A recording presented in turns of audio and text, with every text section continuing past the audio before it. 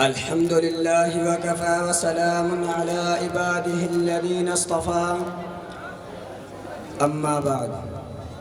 محترم عزیز دوستو، میں آپ حضرات کو بتاتا چلوں یہ زمانہ کس نبی کا زمانہ ہے، یہ وقت کس نبی کا وقت ہے.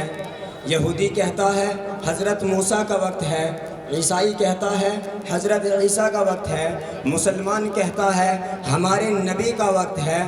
جج نے کہا بات ہوگی دلیل سے، اور دلیل کے طور پر آپ کو بتانا ہوگا اللہ نبی کو ایک معجزہ دیتا ہے. اگر تو نبی کے گزر جانے کے ساتھ اس کا معجزہ گزر گیا تو اس نبی کا وقت گزر گیا، اگر معجزہ موجود ہے تو اس نبی کا وقت موجود ہے. میرے عزیز دوستو، اگر حضرت موسیٰ کا ڈنڈا آپ کو مل بھی جائے آپ اس سے کوئی کمالات نہیں دکھا سکتے کیونکہ وہ ان تک مخصوص تھا. اگر حضرت عیسیٰ کا ڈنڈا اگر حضرت سلیمان کا تخت آپ کو مل بھی جائے آپ اسے لے کر ہوا کے دوش پر نہیں جا سکتے کیونکہ وہ ان تک مخصوص تھا. اگر حضرت سلیمان کی انگوٹھی آپ کو مل بھی جائے آپ اسے پہن کر چرندوں پرندوں چوپاؤں سے بات نہیں کر سکتے کیونکہ وہ ان تک مخصوص تھا.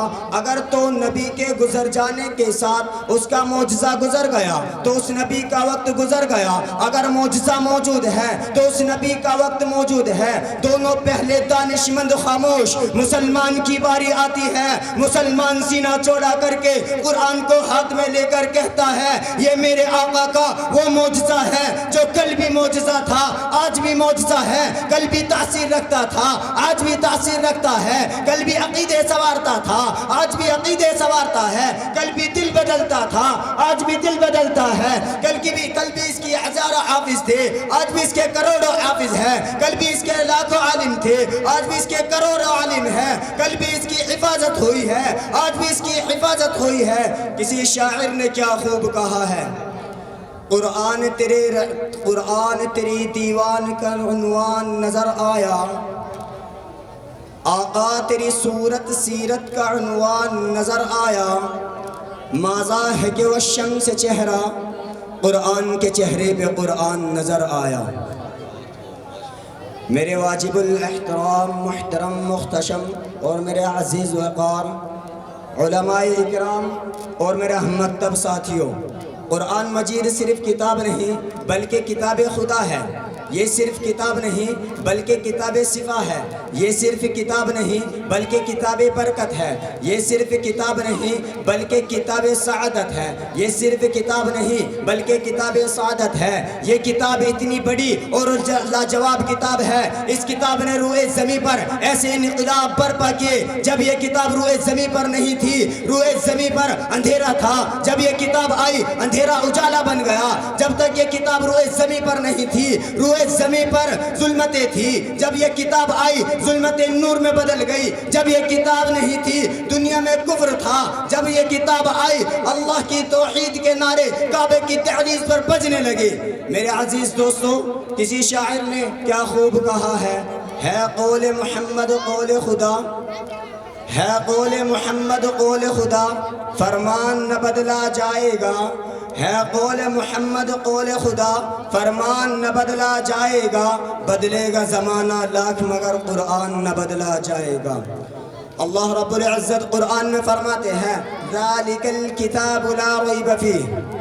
قرآن مجید دنیا کی وہ کتاب ہے جس نے 23 سال میں وہ انقلاب برپا کیا کہ بڑے بڑے فصحا بلغا ادبا شعراء حیران و شزدر رہ گئی. قرآن آیا تو انسانوں کے لیے ہدایت کا پیغام آیا. قرآن آیا تو مردہ قلوب کو تازگی ملی. قرآن آیا تو جنات و شیاطین کا آسمانوں پر جانا بند ہوا. میرے عزیز دوستو، قرآن کریم دنیا کی سب سے بڑی کتاب ہے، اور کیوں نہ ہو جبکہ اس کو اتارنے والا بھی امین، اور جس پر اترا وہ بھی امین، اور جس کے ذریعے اترا وہ بھی امین، اور جس رات میں اترا وہ رات 1000 راتوں سے بہتر رات ساتھ ہے، اور جس مہینے میں اترا وہ مہینہ تمام مہینوں سے افضل مہینہ ہے۔